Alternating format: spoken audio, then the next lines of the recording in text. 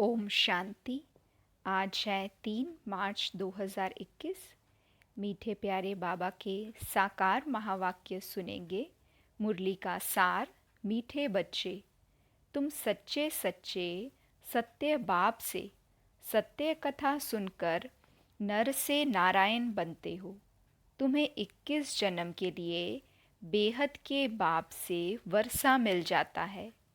प्रश्न है, बाप की किस आज्ञा को पालन करने वाले बच्चे ही पारस बुद्धि बनते हैं? उत्तर, बाप की आज्ञा है, देह के सब संबंधों को भूलकर बाप को और राजाई को याद करो। यही सद्गति के लिए सद्गुरु की श्रीमत है। जो इस श्रीमत को पालन करते अर्थात देही अभिमानी बनते हैं, वही पारस बुद्धि बनते हैं। गीत है, आज अंधेरे में हैं हम इंसान। ओम शांति। यह कलयुगी दुनिया है, सब अंधेरे में है। यही भारत सोजरे में था, अब यह भारत स्वर्ग था। यही भारतवासी जो अब अपने को हिंदू कहलाते हैं, ये असूल देवी देवताएं थे। भारतवासी स्वर्गवासी थे। जब कोई धर्म नहीं था, एक ही धर्म था। स्वर्ग, बैकुंठ, बहिष्ट, हेवन, यह सब भारत के नाम थे। भारत प्राचीन, पवित्र, बहुत बहुत धनवान था। अभी तो भारत कंगाल है, क्योंकि अब कलयुगी है। वह सतयुग था। तुम सब भारतवासी हो। तुम जानते हो हम अंधियारे में हैं। जब स्वर्ग में थे तो सोजरे में थे। स्वर्ग के राज राजेश्वरी लक्ष्मी नारायण थे। उनको सुखधाम कहा जाता है। नए नए आते हैं तो बाप फिर समझाते हैं। बाप से ही तुमको स्वर्ग का वर्षा लेना है, जिसको जीवन मुक्ति कहा जाता है। अभी सब जीवन बंध में है। खास भारत आम दुनिया रावण की जेल शोक वाटिका में है। ऐसे नहीं कि रावण सिर्फ लंका में था और राम भारत में था और उसने आकर सीता चुराई। यह सब हैं दंत कथाएं। गीता है मुख्य। सर्व शास्त्रों में शिरोमणि श्रीमत अर्थात भगवान की सुनाई हुई गीता। मनुष्य तो कोई की सद्गति कर नहीं सकते। सतयुग में थे जीवन मुक्त देवी देवताएं, जिन्होंने यह वर्षा कलयुग अंत में पाया था। भारत को यह पता नहीं था, ना कोई शास्त्र में है। शास्त्र तो सब हैं भक्ति मार्ग के लिए। वह सब भक्ति मार्ग का ज्ञान है। सद्गति मार्ग का ज्ञान मनुष्य मात्र में है नहीं। बाप कहते हैं कि मनुष्य के गुरु बन नहीं सकते। गुरु कोई सद्गति दे नहीं सकते। वह गुरु कहेंगे भक्ति करो, दान पुण्य करो। भक्ति द्वापर से चली आई है। सतयुग त्रेता में है ज्ञान की प्रालब्ध। ऐसे नहीं, वहाँ यह ज्ञान चला आता है।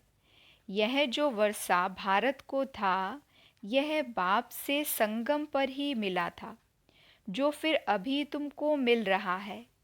भारतवासी नरकवासी महान दुखी बन जाते हैं, तब पुकारते हैं, हे पतित पावन, दुख हरता सुख करता। किसका? सर्व का। क्योंकि खास भारत दुनिया आम में 5 विकार हैं ही हैं। बाप है पतित पावन। बाप कहते हैं, मैं कल्प कल्प कल्प के संगम पर आता हूँ और सर्व का सद्गति दाता बनता हूँ। अबलाओं, अहिल्याओं, गणिकाओं और गुरु लोग जो हैं, उनका भी उद्धार मुझे करना है, क्योंकि यह तो है ही पतित दुनिया। पावन दुनिया सतयुग को कहा जाता है। भारत में इन लक्ष्मी नारायण का राज्य था। यह भारतवासी नहीं जानते कि यह स्वर्ग के मालिक थे। पतित खंड माना झूठ खंड, पावन खंड माना सच खंड। भारत पावन खंड था। इन लक्ष्मी नारायण की सूर्यवंशी डिनेस्टी थी। यह भारत है अविनाशी खंड, जो कभी विनाश नहीं होता। जब इनका राज्य था तो और कोई खंड था नहीं। वह सब बाद में आते हैं। शास्त्रों में सबसे बड़ी भूल तो यह की है जो कल्प लाखों वर्ष का लिख दिया है। बाप कहते हैं कि ना तो कल्प लाखों वर्ष का होता, न सतयुग लाखों वर्ष का होता। कल्प की आयु 5000 वर्ष है। यह फिर कह देते कि मनुष्य 84 लाख जन्म लेते। मनुष्य को कुत्ता बिल्ली आदि बना दिया है, परंतु उनका जन्म अलग है। 84 लाख वैरायटी है। मनुष्यों की वैरायटी एक है, उनके ही 84 जन्म है। बाप कहते हैं, बच्चे तुम आदि सनातन देवी देवता धर्म के थे। भारतवासी अपने धर्म को ड्रामा प्लान अनुसार भूल गए हैं। कलयुग अंत में बिल्कुल पतित बन पड़े हैं। फिर बाप आकर संगम पर पावन बनाते हैं। इनको कहा जाता है दुख धाम। फिर पाठ सुखधाम में होगा। बाप कहते हैं, हे बच्चों, तुम भारतवासी ही स्वर्गवासी थे। फिर तुम 84 जन्मों की सीढ़ी उतरे हो। सतो से रजो तमो में ज़रूर आना है। तुम देवताओं जितना धनवान, एवर हैप्पी, एवर हेल्दी कोई नहीं होता। भारत कितना साहूकार था। हीरे जवाहरात तो बड़े बड़े पत्थरों मिसल थे, कितने तो टूट गए हैं। बाप तुम बच्चों को स्मृति दिलाते हैं कि तुमको कितना साहूकार बनाया था। तुम सर्वगुण संपन्न 16 कला संपूर्ण थे, यथा राजा रानी। इन्हों को भगवान भगवती भी कह सकते हैं, परंतु बाप ने समझाया है कि भगवान एक है, वह बाप है। सिर्फ ईश्वर व प्रभु कहने से भी याद नहीं आता कि वो सभी आत्माओं का बाप है। यह तो है बेहद का बाप। वह समझाते हैं कि भारतवासी तुम जयंती मनाते हो, परंतु असल में बाप कब आए थे वह कोई भी नहीं जानते हैं। है ही आयरन एजड पत्थर बुद्धि। पारसनाथ थे, इस समय पत्थर नाथ हैं। नाथ भी नहीं कहेंगे क्योंकि राजा रानी तो है नहीं। पहले यहाँ देवी राज्य स्थान था, फिर आसुरी राज्य बन जाता है। यह खेल है। यह है हद का ड्रामा, वह है बेहद का ड्रामा। वर्ल्ड की हिस्ट्री ज्योग्राफी आदि से अंत तक तुम अभी जानते हो और कोई भी नहीं जानते। भारत में जब देवी देवता थे तो सारी सृष्टि के मालिक थे और भारत में ही थे। बाप भारतवासियों को स्मृति दिलाते हैं, सतयुग में आदि सनातन देवी देवता, इन्हों का श्रेष्ठ धर्म श्रेष्ठ कर्म था। फिर 84 जन्मों में उतरना पड़े। यह बाप बैठ कहानी सुनाते हैं कि अब तुम्हारे बहुत जन्मों के अंत का जन्म है। एक की बात नहीं, यह युद्ध का मैदान आदि ही है। भारतवासी यह भी भूल गए हैं कि इन्हों का राज्य था, माना लक्ष्मी नारायण का राज्य था। सत्युग की आयु लंबी करने से बहुत दूर ले गए हैं। बाप समझाते हैं कि मनुष्यों को भगवान नहीं कह सकते। मनुष्य मनुष्य की सद्गति नहीं कर सकते। कहावत है कि सर्व का सद्गति दाता, पतितों को पावन करता एक ही है। यह है झूठ खंड। सच्चा बाबा सचखंड स्थापन करने वाला है। भक्त पूजा करते हैं, परंतु भक्ति मार्ग में जिसकी भी पूजा करते आए हैं, एक की भी बायोग्राफी नहीं जानते हैं। शिव जयंती तो मनाते हैं। बाप है नई दुनिया का रचयिता, हेवनली गॉड फादर, बेहद सुख देने वाला। सतयुग में सुख था, वह कैसे और किसने स्थापन किया? नरकवासियों को स्वर्गवासी बनाया। भ्रष्टाचारियों को श्रेष्ठाचारी देवता बनाया। यह तो बाप का ही काम है। तुम बच्चों को पावन बनाता हूँ। तुम स्वर्ग के मालिक बनते हो, फिर तुमको पतित कौन बनाते हैं? यह रावण। मनुष्य कह देते हैं सुख दुख ईश्वर देते हैं। बाप कहते हैं मैं तो सबको सुख देता हूँ। आधा कल्प फिर तुम बाप का सिमरन नहीं करेंगे, फिर जब रावण राज्य होता है तो सबकी पूजा करने लग पड़ते हैं। यह तुम्हारा बहुत जन्मों के अंत का जन्म है। कहते हैं बाबा हमने कितने जन्म लिए हैं? बाप कहते बच्चे तुम अपने जन्मों को नहीं जानते हो। तुमने पूरे 84 जन्म लिए हैं। तुम 21 जन्म लिए बेहद के बाप से वर्षा लेने आए हो, अर्थात सच्चे सच्चे सत्य बाबा से सत्य कथा नर से नारायण बनने का ज्ञान सुनते हो। यह है ज्ञान, वह है भक्ति। यह स्पिरिचुअल नॉलेज सुप्रीम रूह आकर देते हैं। बच्चों को देही अभिमानी बनना पड़े। अपने को आत्मा निश्चय कर मामेकम याद करो। शिव बाबा तो सभी आत्माओं का बाप है। आत्माएं सब परम धाम से पाठ बजाने आती हैं शरीर में। इसको कर्म क्षेत्र कहा जाता है। बड़ा भारी खेल है। आत्मा में बुरे व अच्छे संस्कार रहते हैं। जिस अनुसार ही मनुष्य को जन्म मिलता है, अच्छा व बुरा। यह जो पावन था अभी पतित है। ततत्वम। मुझ बाप को इस पराये रावण की दुनिया पतित शरीर में आना पड़ता है। आना भी उसमें है जो पहले नंबर में जाना है। सूर्यवंशी ही पूरे 84 जन्म लेते हैं। यह है ब्रह्मा और ब्राह्मण। बाप समझाते हैं रोज, लेकिन पत्थर बुद्धि को पारस बुद्धि बनाना मासी का घर नहीं है। हे आत्माएं, अब देही अभिमानी बनो। हे आत्माएं, एक बाप को याद करो और राजाई को याद करो। देह के संबंधों को छोड़ो तो पारस बुद्धि बन जाएंगे। मरना तो सबको है। सबकी अब वानप्रस्थ अवस्था है। एक सतगुरु बिगैर सर्व का सदगति दाता कोई हो नहीं सकता। बाप कहते हैं हे भारतवासी बच्चों, तुम पहले पारस बुद्धि थे। गाया हुआ है कि आत्मा परमात्मा अलग रहे, तो पहले पहले तुम भारतवासी देवी देवता धर्म वाले आए हो और धर्म वाले पीछे आए हैं, तो उन्हों के जन्म भी थोड़े होते हैं।